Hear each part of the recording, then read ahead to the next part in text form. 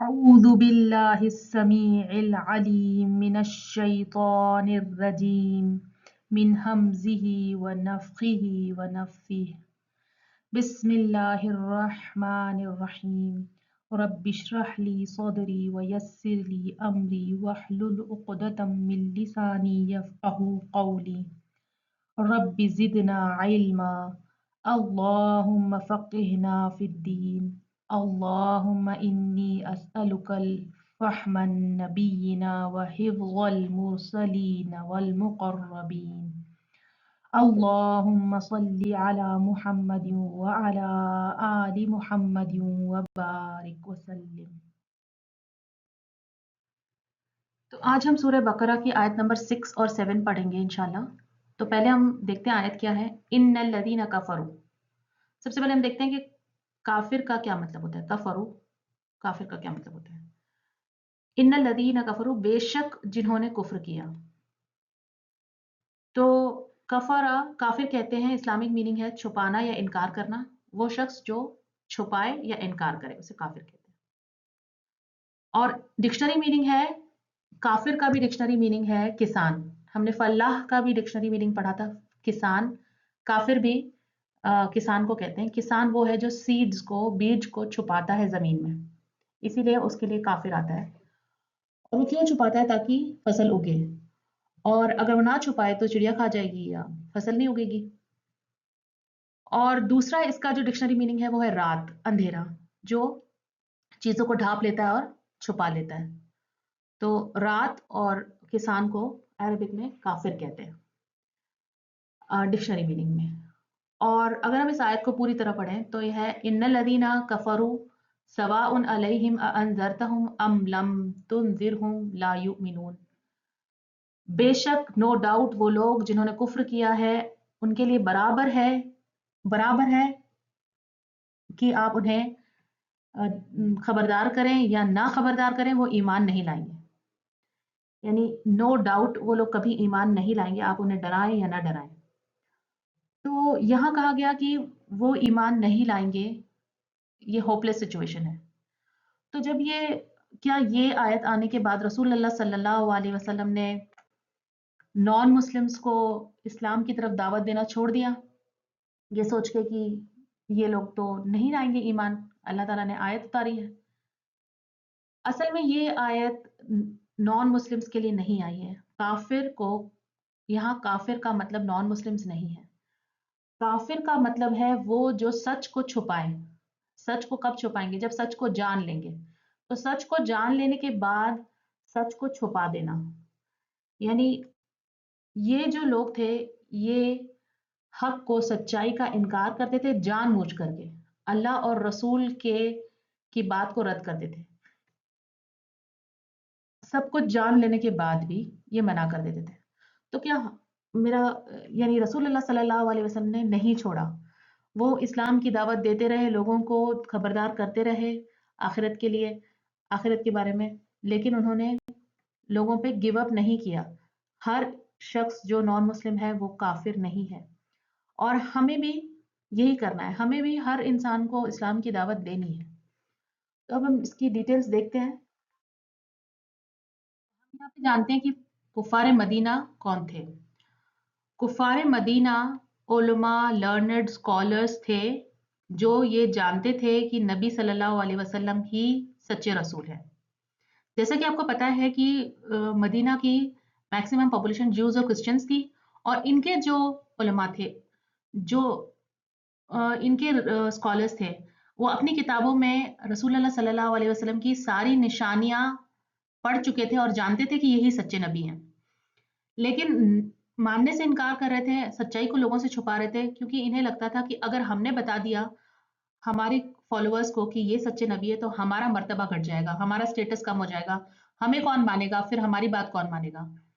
دوسرا انہیں یہ بھی لگتا تھا کہ نبی تو ہمارے ہی قوم میں سے ہونے چاہیے, کیونکہ پچھلے رسول ہماری قوم میں سے آئے ہیں تو آگے بھی جو آخری رسول ہے وہ ہماری ہی قوم میں سے ہونے چاہیے, انہیں ہم رسول نہیں مان سکتے.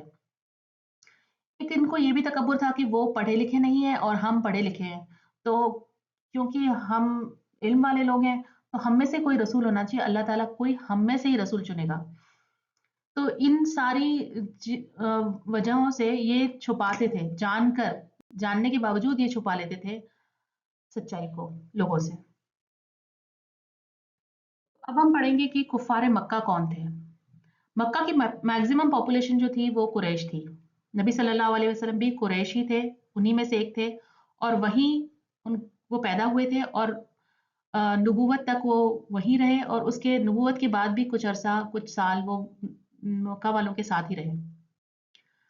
मक्का में जो कुरैश थे वो नबी सल्लल्लाहु अलैहि वसल्लम को बचपन से जानते थे।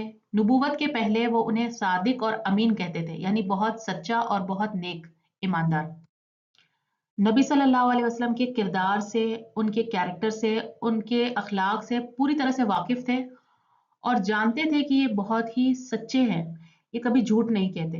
लेकिन जब रसूलुल्लाह सल्लल्लाहु अलैहि वसल्लम ने अपनी नबूवत का ऐलान किया तो इन लोगों ने इनकार कर दिया।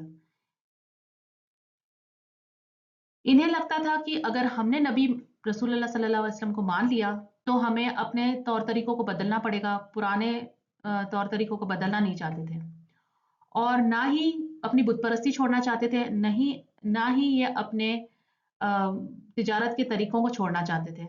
और इन्हें लगता था कि ये ये अक्सर जो लोग इनके खिलाफ थे रसूलुल्लाह सल्लल्लाहु अलैहि वसल्लम के, वो कुरैश के सबसे इन्फ्लुएंशियल और एलीट क्लास के लोग थे, सबसे ज्यादा रईस और अमीर लोग थे, पैसे वाले लोग थे।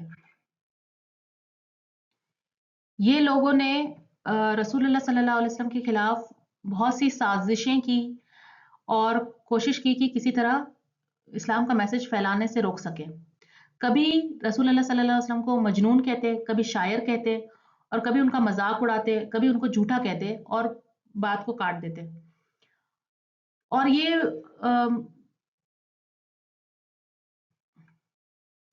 रसूलुल्लाह सल्लल्लाहु अलैहि वसल्लम को बहुत अजियत भी देते, और ये प्लानिंग करने लग गए थे कि अब हमें किस तरह से रसूलुल्लाह सल्लल्लाहु अलैहि वसल्लम को जान से मार डालना है। तो इन सारी प्रॉब्लम्स, इन सारी परेशानियों की वजह से रसूलुल्लाह सल्लल्लाहु अलैहि वसल्लम ने मक्का छोड़कर मदीना की तरफ हिजरत की।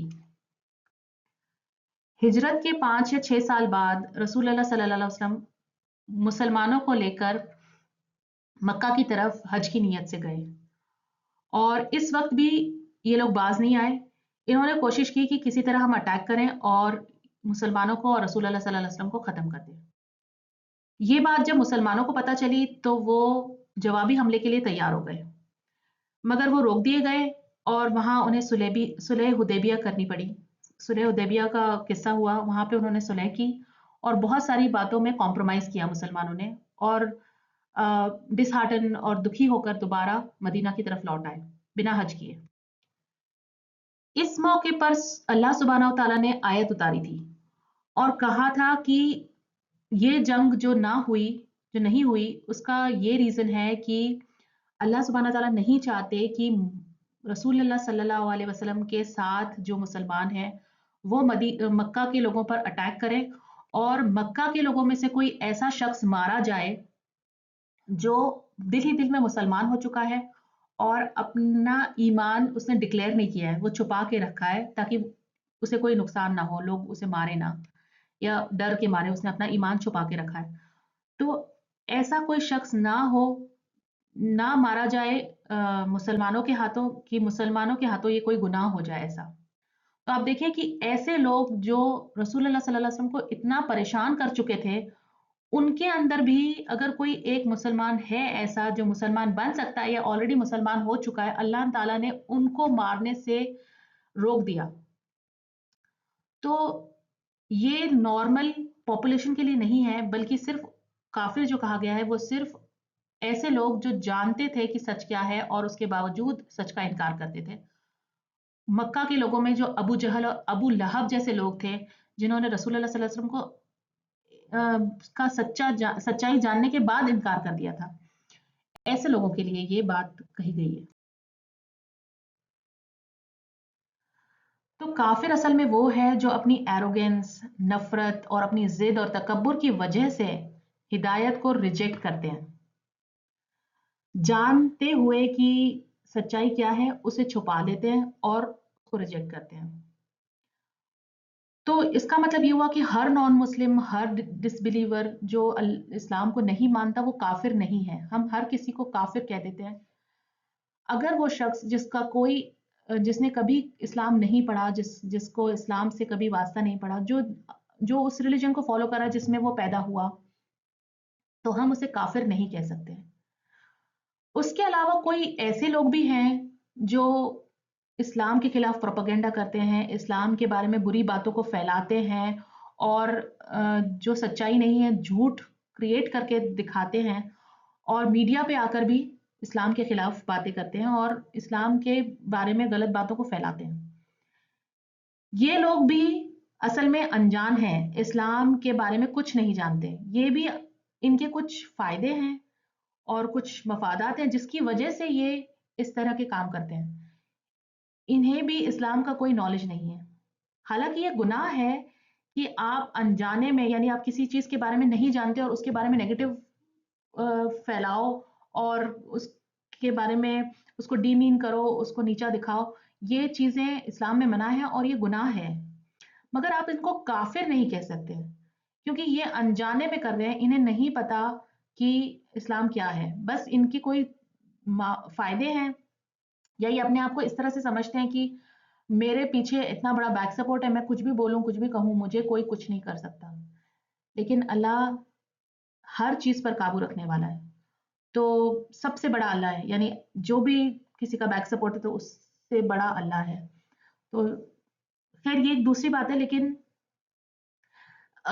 ایسے لوگوں کو بھی کافر نہیں کہا جا سکتا کیونکہ اگر ان میں سے کوئی شخص جو کبھی بھی مسلمان ہو جائے، جو کبھی بھی کلمہ پڑھے اور جو کبھی بھی کہے کہ وہ مسلمان ہے، تو وہ ہمارا دین میں بھائی ہو جائے گا. کیونکہ یہ حکم ہے اللہ تعالیٰ کی طرف سے کہ اگر کوئی شخص ایمان لے آتا ہے تو وہ دین میں آپ کا بھائی ہے، چاہے پاسٹ میں اس نے کچھ بھی کیا ہو.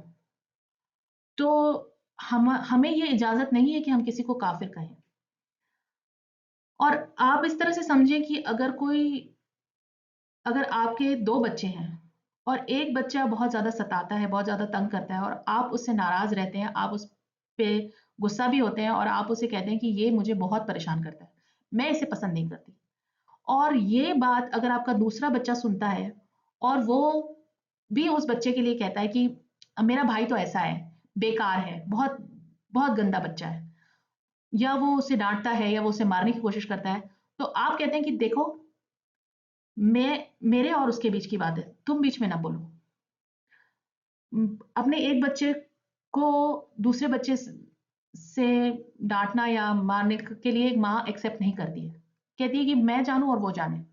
تو اسی طرح اللہ جنہیں کافر کہتا ہے، ہمیں کوئی حق نہیں کہ ہم ڈکلیئر کریں کہ یہ کافر ہے یا وہ کافر ہے. آپ دیکھیں یہاں تک کہ مسلمان خود ایک فرقہ دوسرے فرقے کو کافر کہہ دیتا ہے اور کہہ دیتا ہے کہ بس کیونکہ یہ نماز اس طریقے سے نہیں پڑھتے جس طریقے سے پڑھنا ہم پڑھتے ہیں تو یہ کافر ہے. اور یہ چیز اس طرح سے نہیں کرتے کہ جیسے ہم کرتے ہیں تو یہ کافر ہے. اور اس کے علاوہ ہم لعنت بھی بول دیتے ہیں. ہم یہ سارے چیزیں ناپسندیدہ ہے، ان سے ہمیں بچنا چاہیے.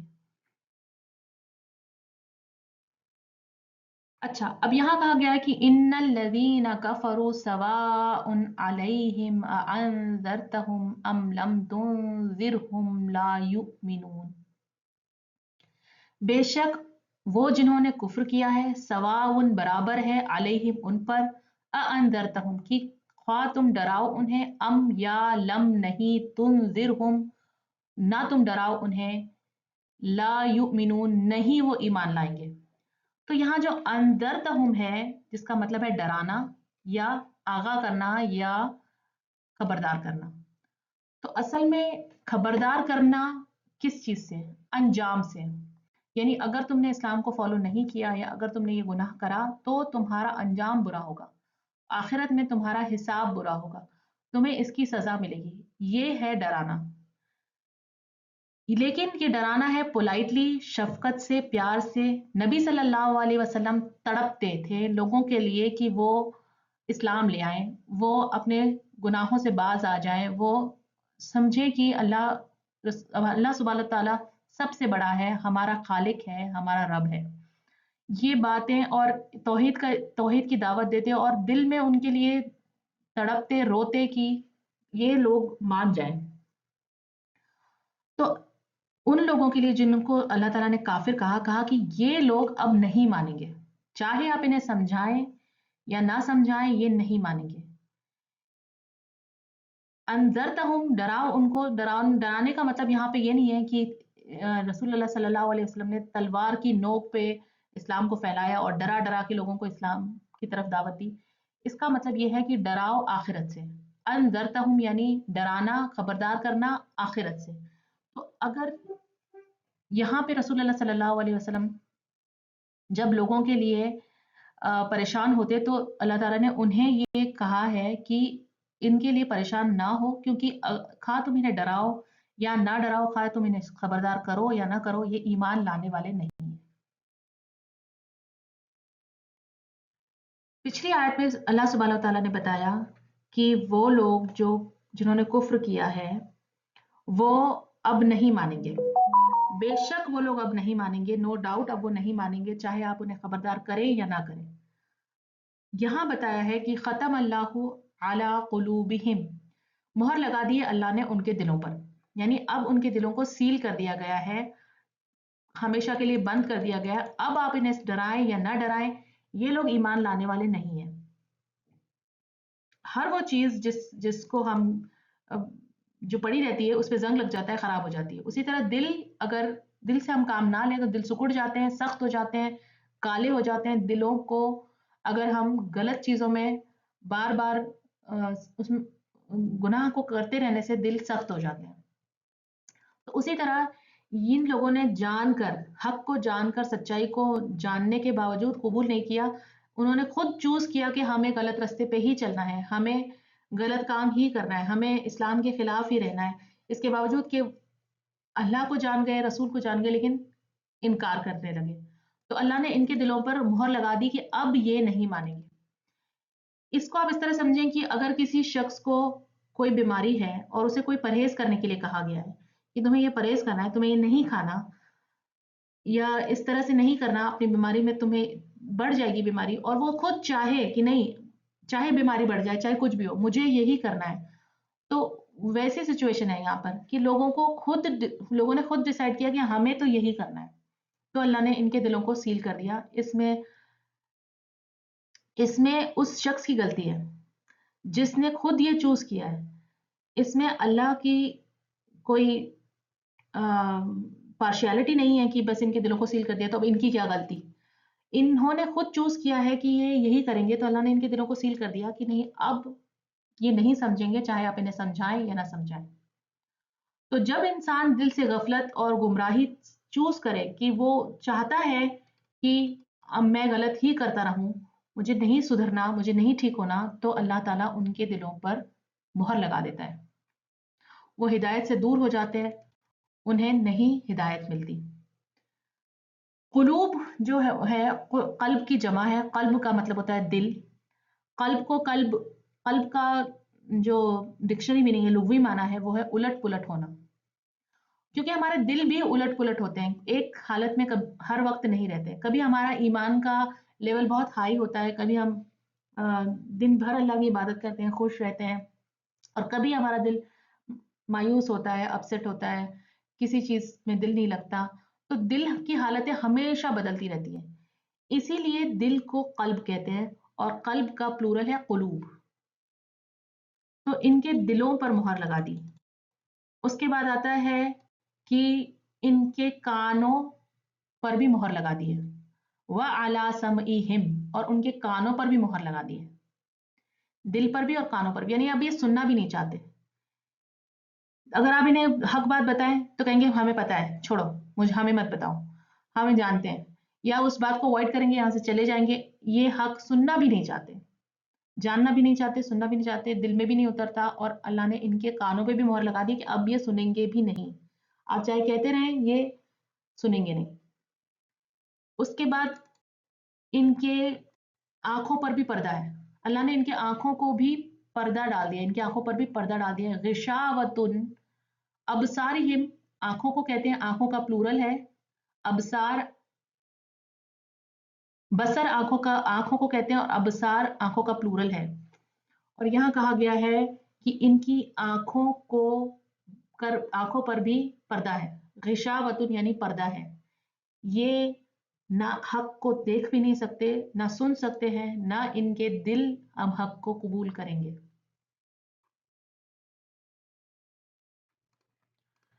गिशावतुन कहते हैं पर्दे को या धुंध को, जिसके आंखों के आगे आने जाने से कुछ दिखाई ना दे।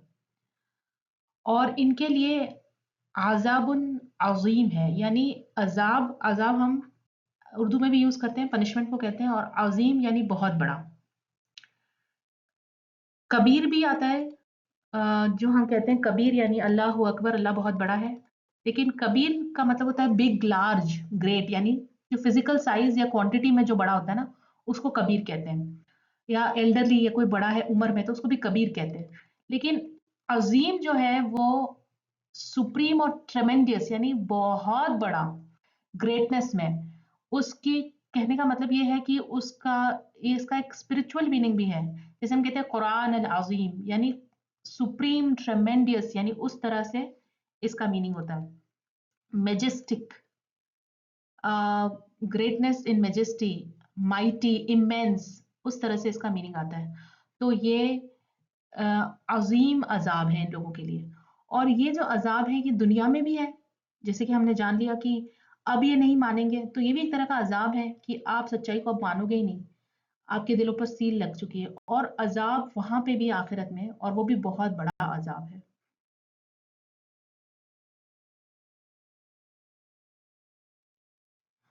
अल्हम्दुलिल्लाह, आज का लेसन खत्म हुआ। सुब्हानक अल्लाहुम्मा व बिहम्दिका नशहदु अल्ला इलाहा इल्ला अंत नस्तगफिरुका व नतूबु इलैक। अस्सलामु अलैकुम व रहमतुल्लाहि व बरकातुहू।